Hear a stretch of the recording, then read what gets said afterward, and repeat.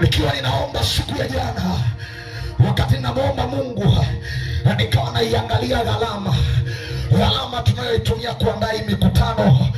Nikawa ninaiangalia gharama ya kuweza kutembea na kuzunguka mji wote.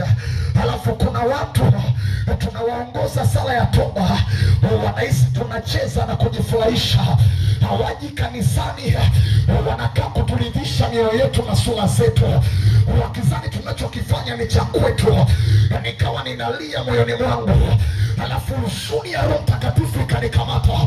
Halafu Mungu akaanza kuniambia, akaniambia kama vile unavyoiona hiyo gharama, halafu unasikia kuugua ndani yako, ndivyo ninavyojisikia vibaya ya kwamba nimetoa damu yangu, halafu niliowatolea damu yangu hawanikuwa wananikataa, hawanitaki, wananikimbia, wanikimbilia, hawanitazami na watazama, ninawaita wananikataa, ninawatafuta wananikimbia, nikiwatafuta wanajificha.